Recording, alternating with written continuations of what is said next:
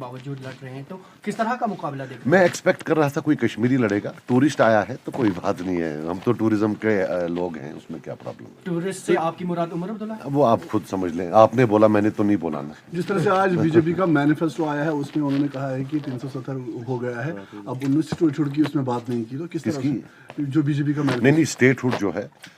किसी भी हालत में, मतलब this is something which is the cornerstone of our ideology that we will have to get our statehood back. तो जिस तरह से हम नॉर्थ कश्मीर में किस तरह का मुकाबला आप देख रहे हैं, क्योंकि पिछली बार भी हमने देखा था कि एनसी जो है उन्होंने वहां से जीता था, लेकिन इस बार 2-4 पार्टियां एनसी ब्लेम कर रही हैं कि बीजेपी इसलिए मैदान में नहीं आ रही है, वो एबीसी टीम को सपोर्ट कर रही है। देखिए मेरी बात सुनिए, मैं इसके बारे में एक प्रेस कॉन्फ्रेंस देने वाला हूं, मैंने पूरा वो नहीं सुना है जो उन्होंने बोला है, थोड़ा टिटबिट सुनी है, तो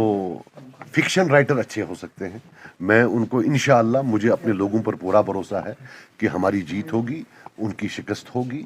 और उसके बाद चूंकि वो बेकार होंगे, फिक्शन राइटिंग में उनका अच्छा काम हो सकता है, क्योंकि कहानियां बनाने में, मनगढ़ंत कहानी में बहुत अच्छा काम करते हैं। तो मैं एक एक चीज का जवाब दूंगा,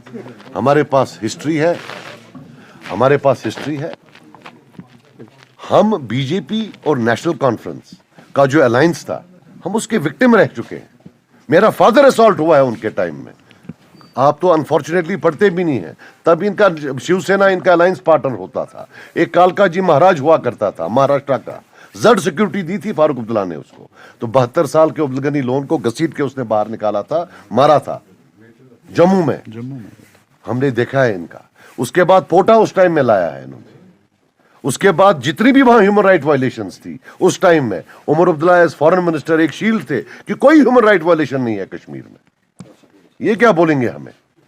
टास्क फोर्स से लेकर फिर उसके बाद उससे पहले कांग्रेस से मिले तो 87 किया, सो बोलने के लिए बहुत है, बाकी जिनको इल्जाम देना है वो दे, मैं उस मेजॉरिटी में हूं जो जेल भी गया है, जिसने टॉर्चर भी खाया,